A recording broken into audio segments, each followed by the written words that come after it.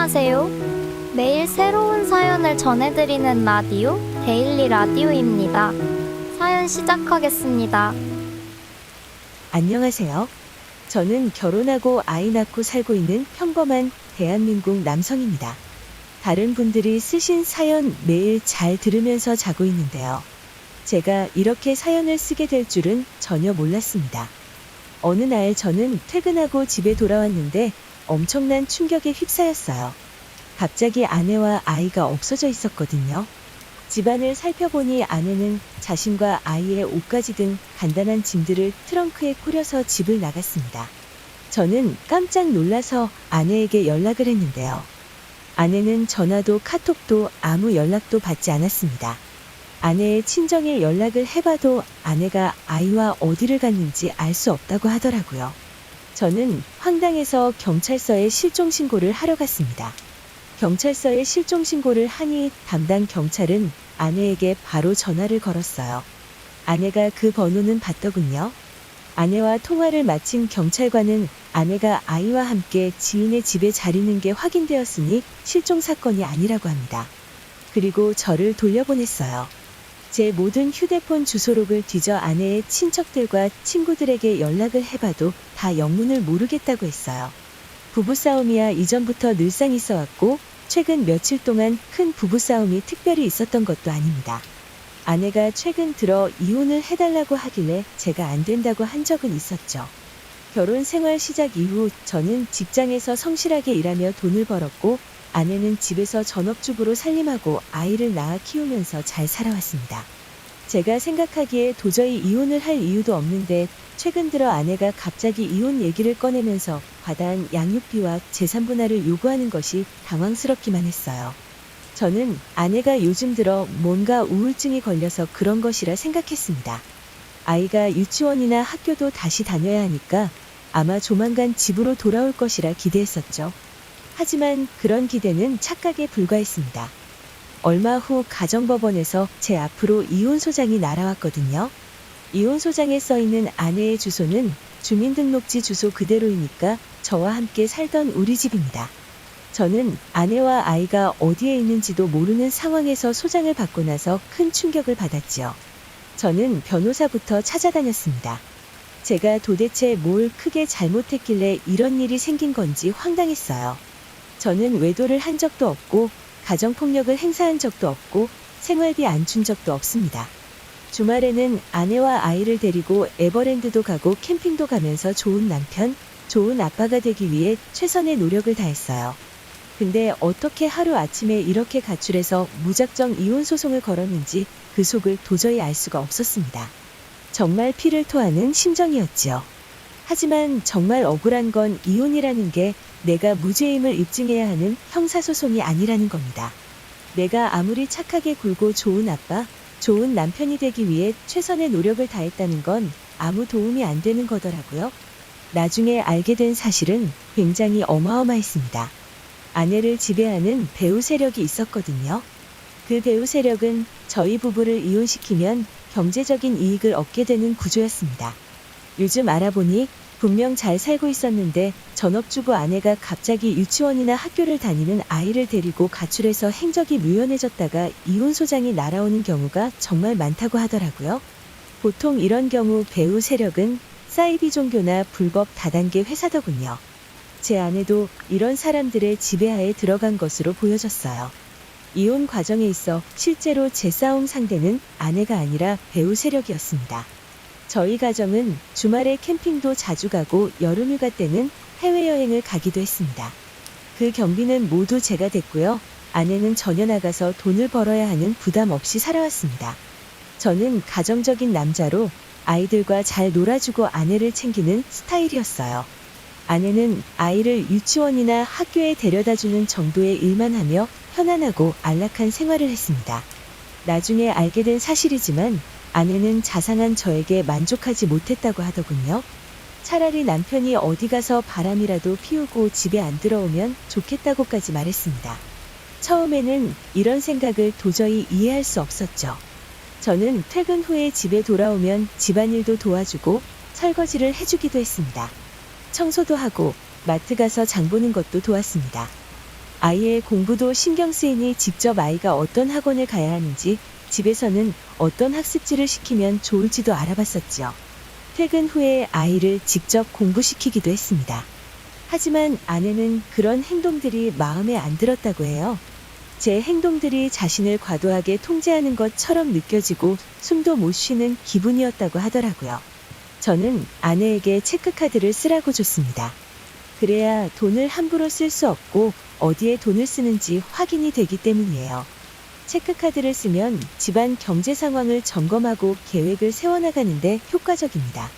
신용카드를 쓰면 과소비할 염려가 있지만 체크카드는 계좌에 입금된 돈만큼만 돈을 쓸 수 있으니 과소비의 염려가 적지요.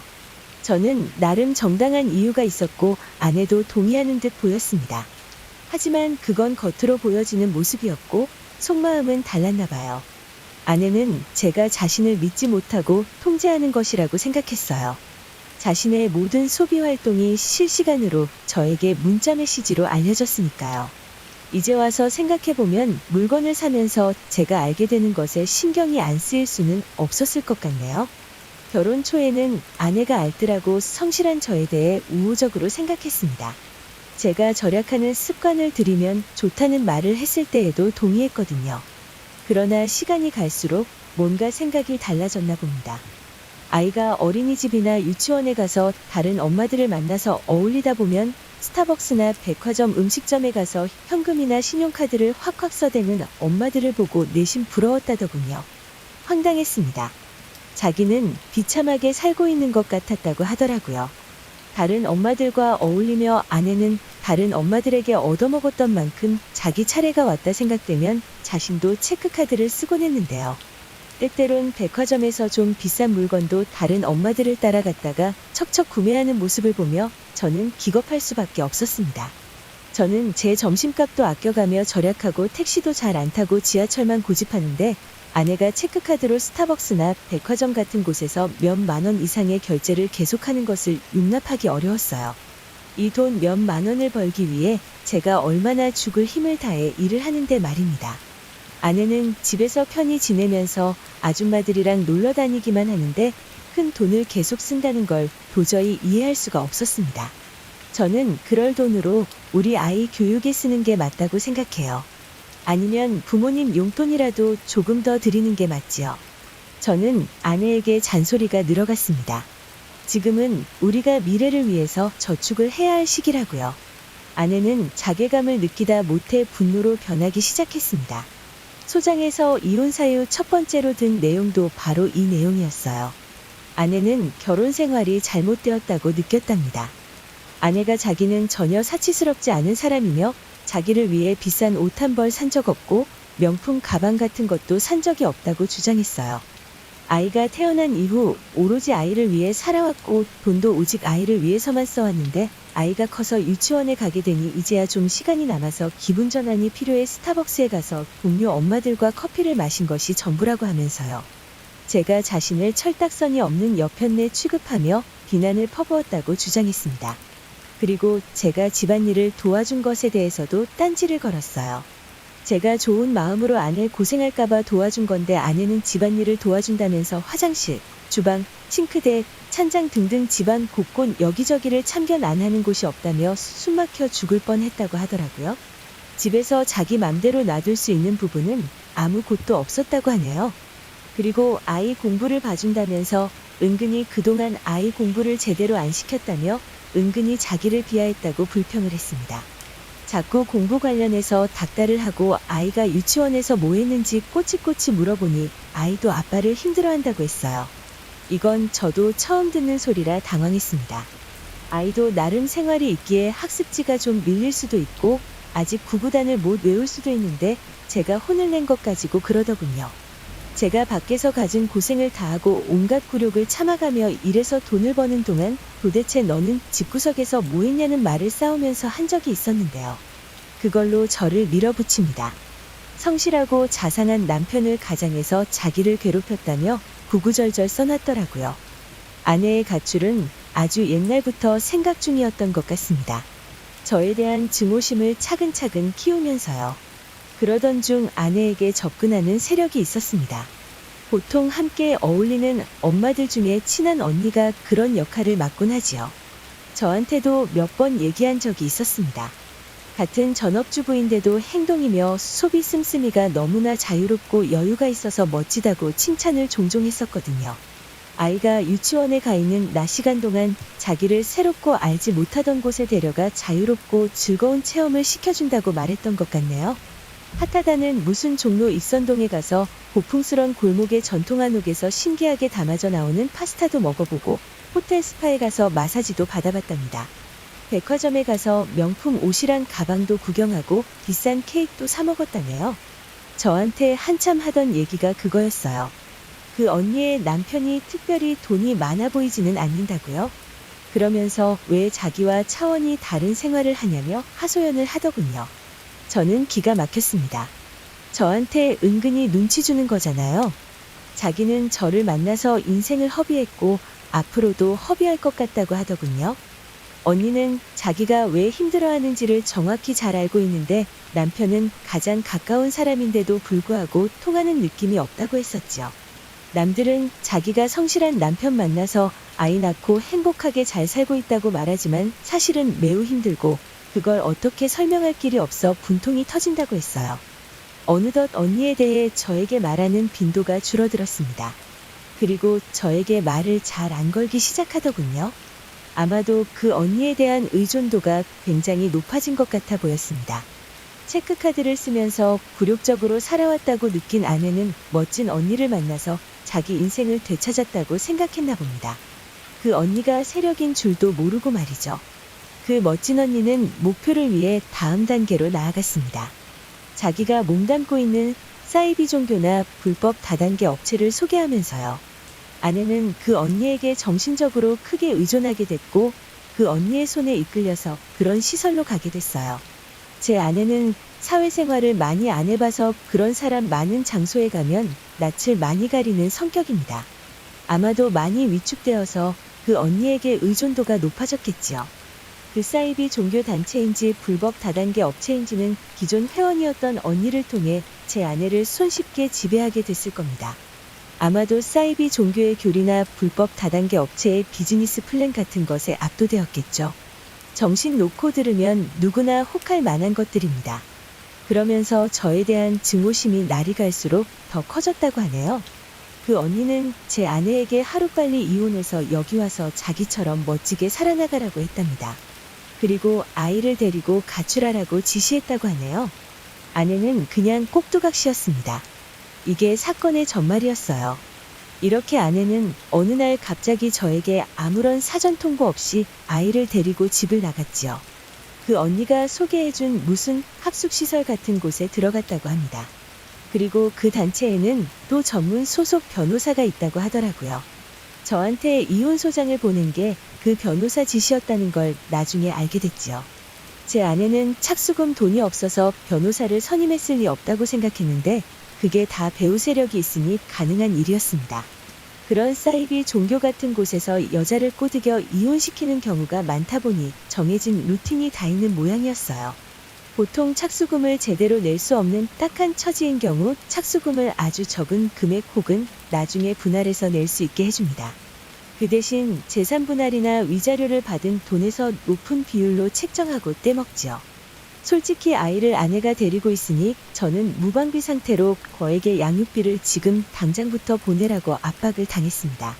아내의 심리를 이해하게 되기까지 정말 오랜 시간이 걸렸어요. 왜냐하면 제가 모욕을 했다는 둥, 과도한 압박을 했다는 둥 모두 실제로는 싸웠다가도 금방 화해하며 넘어갔던 일이었거든요. 저는 집을 뒤지기 시작했어요. 아내가 남겨놓고 간 물건이나 서류, 분리해서 버리려고 쌓아놓았던 쓰레기 더미 같은 것들을 전부 빠짐없이 샅샅이 찾아봤습니다. 그리고 집안 컴퓨터에서 아내가 검색했던 내용들에 대해 로그 기록 같은 것을 전부 전문 업체에 의뢰해서 알아봤습니다. 제 아내는 그렇게 꼼꼼한 성격이 아니었습니다. 오히려 제가 더 꼼꼼한 성격이지요. 집안 여기저기에 흔적을 많이 남겨놨더군요. 사이비 종교나 불법 다단계 관련한 팜플렛이 발견됐습니다. 그리고 그 불법 다단계 회사에서 파는 물건의 상자가 여러 개 발견됐어요. 아이의 유치원이나 학교에 방문해서 선생님이나 다른 학부모들과 이야기를 나누면서 단서를 수집했습니다. 변호사한테 물어보니 보통 아이가 초등학교에 다니는 경우에 이런 일이 발생하면 학교의 아이 아빠가 가정폭력을 행사하니까 긴급 전학을 시켜달라고 해서 긴급 전학을 하는 경우도 많다고 하더라고요. 이런 일이 흔하다는 게 경아 칼 노릇이었습니다. 보통 유치원이나 어린이집에 다니는 경우 그냥 데려가서 아무데도 안 보내는 게 암묵적인 룰 같은 건가 봅니다. 억울하게도 가정폭력에 따른 긴급전학의 경우 아이 엄마가 그렇다고 이야기하기만 하면 아빠에게 연락해서 진위 여부를 물어보거나 하지 않고 무조건 엄마 이야기만 듣고 다른 학교로 전학을 보내줍니다. 그리고 아빠가 이를 알고 학교에 찾아가도 아이가 어느 학교로 전학을 갔는지 절대 알려주지 않습니다. 진짜로 보호받아야 할 가정폭력의 피해자를 위한 제도가 이렇게 엉뚱하게 이용되는 경우가 아주 많지요. 그런데 이렇게 학교에서 긴급전학을 허용해주면 이것을 가지고 아내는 남편이 진짜로 아이에 대해 아동학대를 했고 이를 학교 측에서 인정해서 긴급전학을 시켜줬다면서 이혼 재판부의 증거로 제출하기도 합니다. 저는 아이가 아직 학교에 다닐 나이는 아니라서 이런 일이 있지는 않았는데요. 변호사에게 얘기를 듣다 보니 세상에 별의 별일이 다 있더라고요. 어떤 엄마들은 자기 거짓말에 스스로 도취돼서 진짜로 남편이 아이를 학대했다고 믿는 사람도 있고 아이에게 매일 아빠가 너를 학대했다고 얘기해서 나중에 이혼 소송이 진행될 때 아이가 아이 이북로 아빠가 자기를 학대했다고 말하는 경우도 있다고 해요. 이렇게 된 거 사실 방법은 없었어요. 아내는 빨리 사건이 종결되길 원할 거고 제가 할 수 있는 건 시간을 끄는 것뿐이었거든요. 분명 마음이 급했을 거예요. 아무리 사이비 종교 사람들 사이가 끈끈하다고 해도 인간의 사회인 만큼 돈은 중요합니다. 합숙시설에 다 같이 살고 있는데 매일 아이는 징징거릴 테고 민폐를 끼칠 테니까요. 아마 오랫동안 참기는 힘들 겁니다. 이혼을 안 하겠다고 답변서를 내고 법원에 상담 절차를 신청하고 조정을 해달라고 시간을 끌면 되는 거죠. 새로운 공격 루트도 있었습니다. 유아인도 청구를 하는 거예요. 이 사건의 배후에서 아내를 조종하는 세력이 사이비 종교단체나 불법 다단계 업체일 수 있음을 대놓고 밝히는 거예요. 집에 각종 증거자료들이 넘쳐났습니다. 이런 건전하지 못한 세력 속에서 아이가 엄마와 함께 있다면 아이가 위험한 상황에 처할 수 있다고 강력하게 주장했어요. 그리고 얼른 저에게 아이를 인도하라고 했지요. 이 방법은 아주 효과가 좋다고 합니다. 물론 증거가 없다면 망설였겠지만 저에게 증거는 많았습니다. 아동학대 문제는 재판에서 가장 중요하게 생각하는 부분이거든요. 그래서 사이비 종교단체나 불법 다단계 업체의 시설에 거주한다는 것은 제가 유리한 상황이라 생각했습니다. 아내의 잘못된 종교적인 믿음과 불법 다단계 업체의 유혹에 빠져서 누군가에게 조종을 당하고 있다는 사실을 밝히고 이혼 후 위자료 혹은 재산 분할한 돈은 대부분 다단계 업체의 구자 개설이나 물품 구매 등의 방법으로 가져갈 것이라 주장했습니다. 변호사의 도움을 많이 받았지요. 그리고 유아인도 청구로 인해 새롭게 서류를 준비하다 보면 소송 기간은 더 길어지게 됩니다. 저는 아쉬울 게 없지요. 역시나 기다리다 못한 아내 쪽에서 협상을 걸어오더라고요. 조정을 해서 얼른 끝내자는 거였어요. 그렇게 된다면 재판부의 조정 절차로 회부시켜달라고 해서 서로 합의점을 찾는 조정 절차로 진행하게 됩니다. 만약 아내 배우 세력 쪽에서 계속해서 재산 분할과 위자료를 요구하고 거액의 양육비를 요구할 경우 저는 그 사이비 종교 단체나 불법 다단계 업체의 주요 인물이나 언니라는 사람에 대해 증인을 요청하려고 했습니다. 그리고 저희 아내가 그런 단체들과 어떤 부분에서 연관이 되었는지 끈질기게 요구하려고 했어요. 그 다단계 업체도 분명 캐다 보면 뒤가 구린 게 나오겠죠. 사실조회 신청도 이것저것 넣으려고 했어요. 분명 그 배우 세력은 제가 아이를 위해서 많은 것을 양보하고 빨리 절차를 끝낼 것이라 기대했을 거거든요. 제가 원하는 걸 쉽게 들어주지 않고 계속해서 뭔가가 귀찮은 일이 생기면서 나중에는 자신들의 정체가 탄로날 우려가 있다는 점도 깨닫게 됐을 거예요. 저희 아내가 그렇게 똑부러지게 살림을 하는 편도 아닌데 재판 기간이 길어지면 길어질수록 그 합숙시설에서 징징거리거나 성격이 나올 텐데요. 아이 끌어안고 울고 짜고 하는 행동을 가족들은 이해하고 받아주지만 피 안 섞인 남은 그러기 힘들 겁니다. 그리고 제가 선임한 변호사가 그러던데 재판이 끝까지 가도 저에게 위자료나 재산분할 같은 걸로 받아낼 돈이 그렇게 크지 않다고 하더라고요. 상대방 쪽 변호사가 사리분별이 되는 사람이면 이런 상황에서 차라리 그냥 징징대는 아줌마를 빨리 내보내는 게 자기네들에게도 이득일 거라고 하더군요. 저의 소송은 조정으로 마무리됐습니다.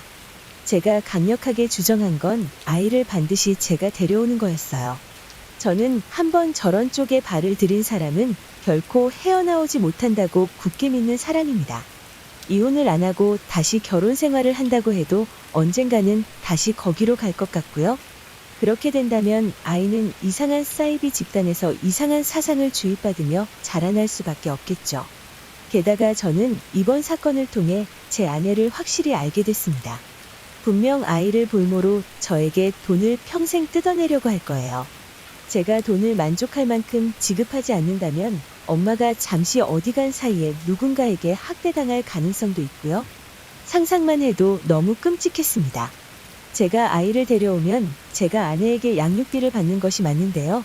그냥 양육비 안 줘도 되니까 어떻게 해서든 제가 데려와야겠다 결심했습니다. 의외로 상대 쪽에서 순순히 제 요구에 응했어요. 아, 생각보다 배우 세력이 제 아내를 빨리 버렸구나 라는 것을 알게 됐습니다. 괜히 재판이 쓸데없이 길어지긴 했거든요. 뭔가 구린 짓을 하고 다니는데 자신들의 정체가 탄로나는 게 가장 큰 걱정이었을 겁니다. 다음 사업도 지장 받을 테고요. 배우 세력에게 손절당한 아내를 보니 뭔가 딱한 기분이 들더군요. 하지만 어쩔 수 없습니다. 아내에게 큰 실망을 하게 되기도 했고요. 굉장히 소액의 금액을 아내에게 분할해주고 친권과 양육권도 제가 가져오게 됐습니다. 그리고 한동안 잠잠했는데요. 퇴근하고 집에 돌아온 어느 날 집 앞에 아내가 기다리고 있었습니다. 저한테 잘못했다고 하면서 아이가 너무 보고 싶고 제가 그리우니 다시 같이 살자고 하더라고요. 아내가 메고 있는 가방 속을 곁눈질로 보니 그 다단계 업체에서 팔고 있는 건강식품을 3박스 넣어왔더라고요. 그냥 깔끔하게 돌아가라고 했습니다. 아이는 엄마를 오랜만에 봐서 기쁜지 엄마 가지 말라고 소리를 지르고 난리가 났지만 아이를 위해서는 어쩔 수 없는 선택이었다고 생각합니다. 여러분들도 항상 사이비 다단계 조심하시고 좋은 하루 되세요. 사연은 여기까지입니다. 구독과 좋아요, 그리고 사연자분을 위해 여러분의 의견을 남겨주세요. 매일 새로운 사연을 전해드리는 라디오, 데일리 라디오였습니다.